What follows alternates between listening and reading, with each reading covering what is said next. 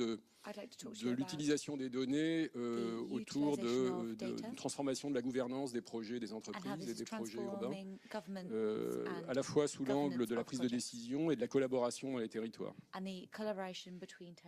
qui est à l'origine du projet de l'entreprise qu'on a créé, c'est une conviction, en fait, qui est une évidence, c'est que les territoires, que ce soit du point de vue des autorités publiques ou des entreprises qui travaillent dedans, sont aussi aujourd'hui sous un champ de contraintes de plus en plus sévère et des contraintes de plus en plus diverses. Les contraintes, c'est à la fois évidemment les contraintes de long terme qui sont des contraintes financières, c'est la pression sociale évidemment, les enjeux sociaux, c'est les enjeux environnementaux désormais, tous les enjeux, toutes sortes d'enjeux de long terme qui se déclinent sur chacun des registres, aussi bien financiers, humains que environnementaux. De plus en plus soumises à des contraintes, le champ des interactions entre les sujets est de plus en plus fort. Et puis que dans tout ça, l'acteur individuel, que ce soit l'ensemble des entreprises, l'ensemble de la population, l'ensemble des décideurs, quels qu'ils soient, publics, privés, etc., tout ça crée de plus en plus d'imprédictabilité, d'imprévisibilité, pardon, c'est un anglicisme, d'imprévisibilité pour les décideurs. Et faire face en fait à ces champs de contraintes, aux enjeux de très long terme, aux enjeux sous contraintes financières, encore une fois, sous contraintes sociales, etc., pour le décideur, qu'il soit public, qu'il soit privé, quand il est confronté à des décisions opérationnelles importantes, c'est finalement quand même une équation qui est de plus en plus difficile.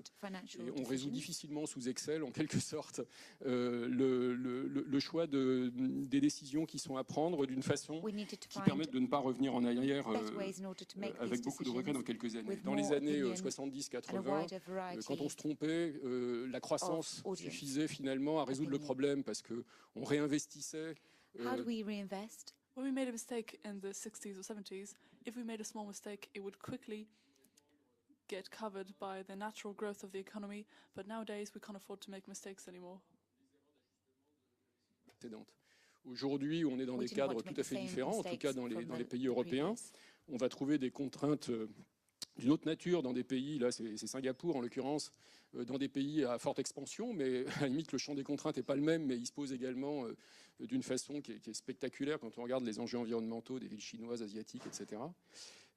En tout cas, aujourd'hui, clairement, le fait de rectifier des décisions lourdes, que ce soit dans l'entreprise, que ce soit dans la ville, 10 ans plus tard, ça ne se fait pas d'un claquement de doigts, quoi. Et donc, la capacité à anticiper, à optimiser, en fait, toutes ces décisions devient totalement déterminante. Pourquoi c'est compliqué ? Parce que la ville est un système complexe, en quelque sorte. Dans la ville, tout est lié, les décisions des gens sur la façon d'habiter vont interagir avec la façon dont ils se déplacent. La façon dont ils se déplacent interagit avec les questions de qualité de vie, qualité de l'air, etc. Qui reviennent interagir avec l'endroit où ils vont habiter. Tout ça, ça interagit avec les besoins d'énergie localisés ici, là ou ailleurs, donc avec des décisions qui se prennent dans des champs totalement différents. Ça va interagir aussi avec le choix de créer un gros centre commercial à un certain endroit ou un parc d'attractions ou que sais-je encore. Et cette systémique, en fait, devient un peu indécidable en réalité. Pendant ces 3 jours, on parle beaucoup évidemment de temps réel, parce que l'apport aujourd'hui de... We're talking about real time again a lot during these 3 days, because with the Internet of Objects and smartphones today, it permits us to transform the economy, to transform the lifestyles and technology in cities. All these tools are focused on the instant. Of course, there is a huge potential to use this information, and all the collaborators can come together to use this. But is this a long-term solution to sustainable living and spontaneous products? This could become slightly frenetic. We need to optimize this in order to calculate various itineraries and find solutions that are effective in terms of traffic, But or recycling. all these innovations, one after the other, that are coming together very quickly, are also bringing a new form of unpredictability, because we need to change our behavior, because in the real world,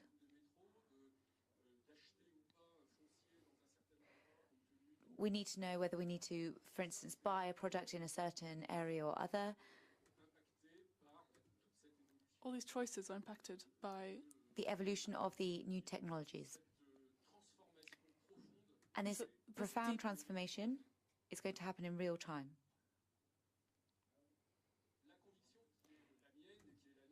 My conviction, and from other people who I've spoken to in this field,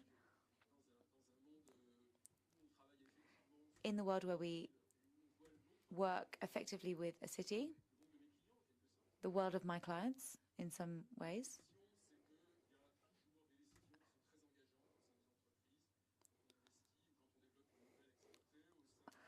my opinion is that there are lots of decisions that are very important when we are making new choices for the business and the public. And the problem at the moment is that it's not happening in real time, but this is what we need to install.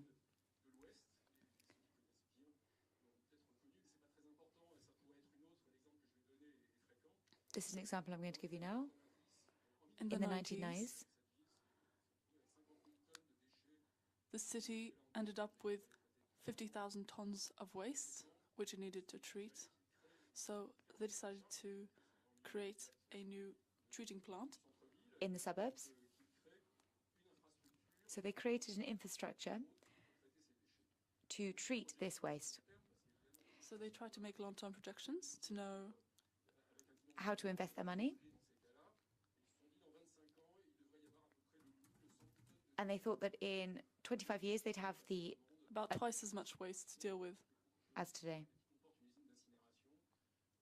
So they set up a treatment plant that was big enough to be at least prepared for the next 25 years.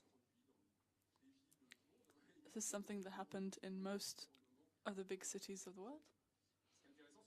What's interesting is that today we are in 2015, and when we see what's happening in the factories in question, it's actually less. Which means 25,000. Where we expected a larger creation of waste, what actually happened is that it was divided by 2. So we didn't just get it wrong by 20%, which is completely excusable. It's just the opposite of what was predicted. So for those who might have recognized the city, they actually did take care, because there wasn't any drama, and they at least had the capacity to deal with the waste. So they've adapted their predictions, but the initial predictions were way off. But we see very clearly that in public decisions, so this was obviously a big-scale decision that went wrong. It was an error of calculation. And when we see what's happened, there isn't really a calculation error. It's not. Because, no, the demographic estimations were right. The economy is growing, even though there was the economic crisis. It's not fundamentally different to what was calculated, but what was mispredicted is that lots of little things happened. Eco-packaging was developed. Waste is starting to be recycled rather than burnt. They spread out with different landfills in order to create less waste. Different types of infrastructures were created, creating less waste. There was an evolution in the way that we behave towards waste. So actually, it's the sum of all these little actions coming together, which led to a completely different reality to what was envisaged. So these are factors from very different topics. Social topics, for instance, political, demographic. That can but that's what I'm create talking a about. conversion. The reason why it was impossible to predict is because at the time we couldn't predict such complicated issues. We can't exactly explain or share all these calculations. No one dared to take a decision that seems so counterintuitive. What's happening today is that there is now a way to understand how the evolution is going to take place, including all the small factors. This is big data with an enormous amount of data. There's also a richness of the data that's accessible. And the speed of the calculations are indispensable. This has been used for several years in laboratories, and everything is transformed in order to compile this big data together and find the best results. I'm talking more about long data instead of big data. This is data that can be used in the future. Not necessarily 20 years, but at least several years. And this is how we can construct better decisions in order to take into account all of this long data. What can we do in concrete terms? We need to build scenarios thanks to technology that today shows us the end of a scenario. This is indispensable.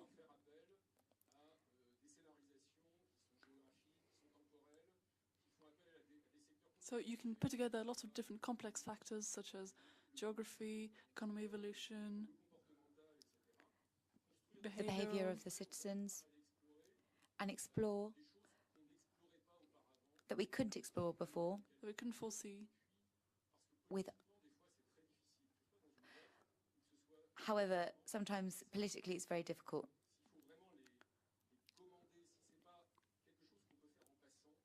This is something we can do in the past. For instance, the hypothesis I showed you earlier. The problem is that sometimes predicting the future can become very political. For instance, which lots of people don't dare to do. Just in the case of waste, for instance, deciding that there will be less waste in the future is quite a daring thing to say. So how many scenarios can we see?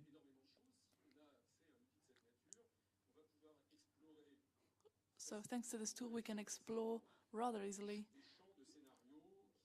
wide fields of possibilities and scenarios that are possible. When you work on subjects that are happening for the long term, that involves global factors. You need to have the clear parameters for each project. It moves in every sense. So, for instance, you can't look at the question of waste without looking at transport. We can look at how the population will be localized in this time. Within 10 to 15 years. And that will affect the transport and therefore the waste.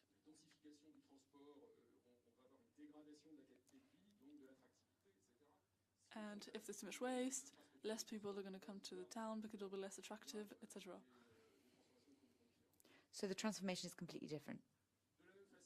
In the same way, we're under more and more constraints with each business.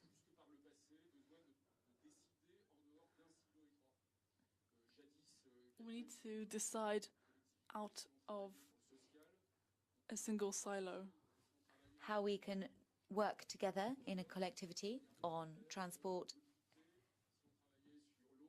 If we're going to work with water, everything needs to be done collectively. des critères. Alors non pas les critères de qualité d'eau quand on s'occupe du...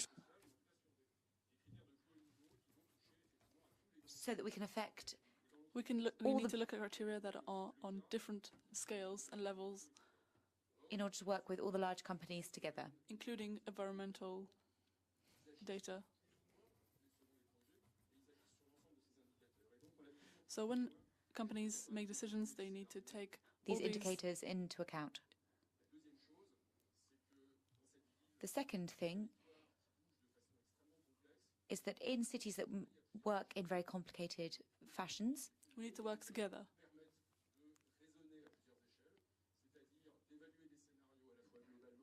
So we need to analyze the scenarios that are taking place and focus, from a global point of view, interactively, to see what impacts they will have on different scales. And we can almost reach, for instance, with the scale of a building. So we can go from micro to macro thanks to these simulations.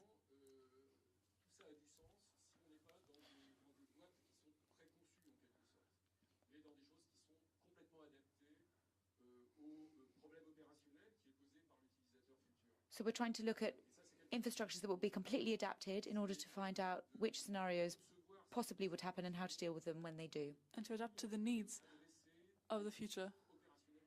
And to address concrete operational problems.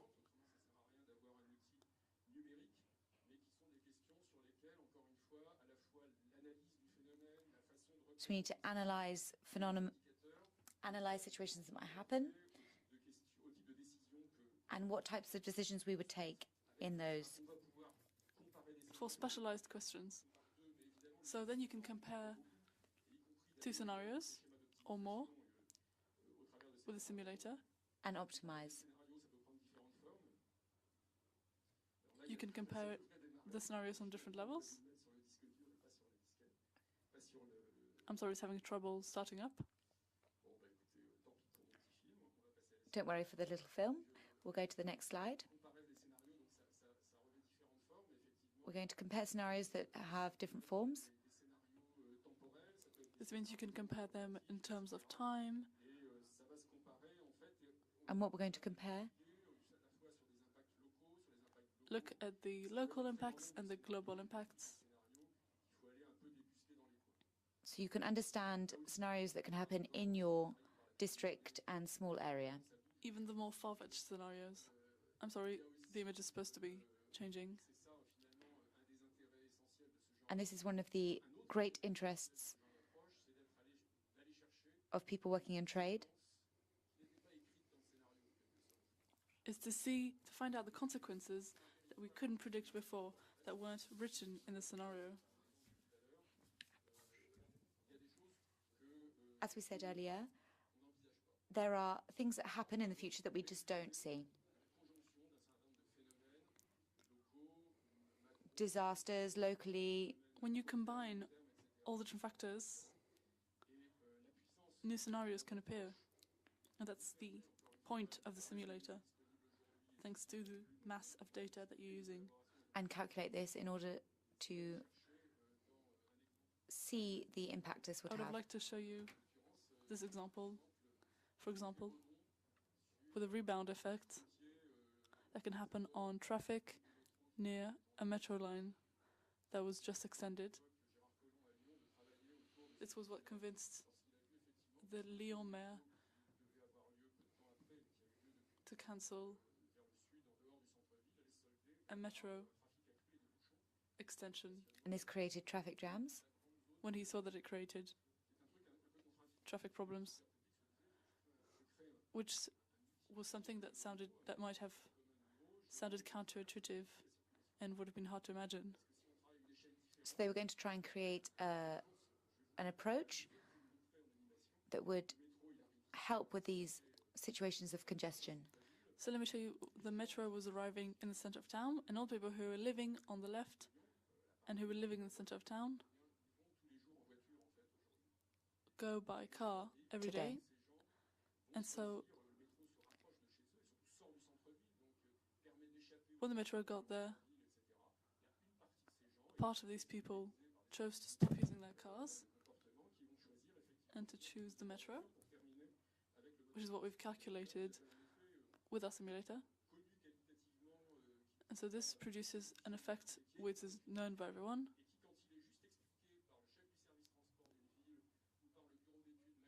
So that can be explained by the chief of transport in a city. So it causes congestion, but because it sounds like such an unnatural prediction, it's hard to make a decision based on that, especially when you're making an important political decision. Whereas when you see it in the simulator, it suddenly becomes tangible and everyone's able to read it.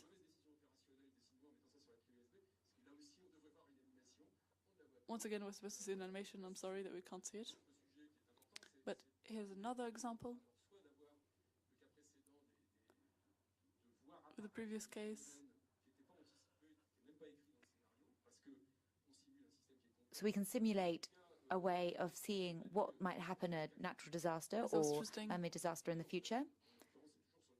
What's interesting is to see unpredictable events. Once again, it's in Lyon because we like that area to make our predictions. By simulating in the next 15 years, the needs and the amount of consumption, and then you calculate people's behavior into physical simulators, you can see that the zones at the north are going to become the problem zones of the city.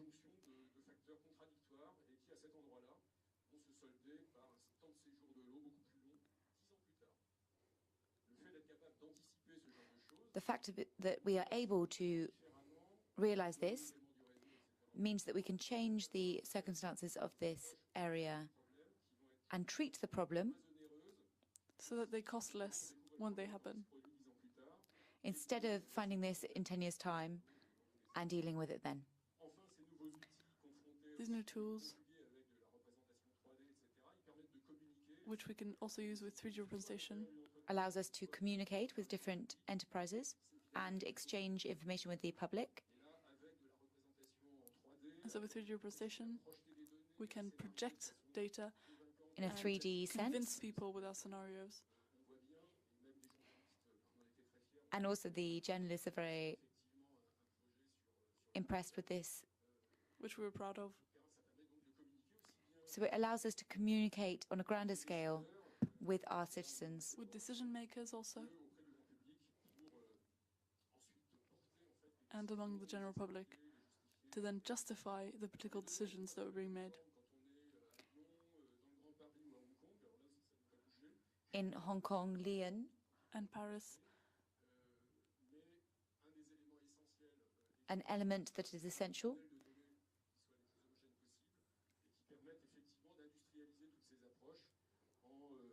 is to provide data that allows us to industrialize our approach. And so the digital representation of territories is an essential condition to ensure that development can be adapted to different cities and also to work with different partners, a better communication, and so be able to partner with it. Clearly, people were convinced that this is a new form of governance. These are new means of communication. And we're in a new stage of collaboration between the private and public sector. So we've created this business about a year and a half ago. Today there's about 35 of us, and there's going to be 50 of us next year. So we're evolving very fast with projects around France. We're developing in Hong Kong also, and on the rest of Asia as well. For a private company, and in Dubai, and Foshan, a Chinese city. And in France right now, we're working with several clients around Lyon.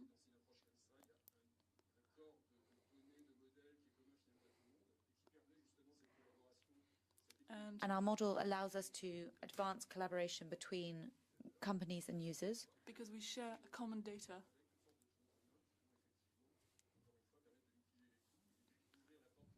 and to open a green door and work between out how to save money. private and public sectors. So here's the beginning of a story, and which is going to develop very rapidly. at least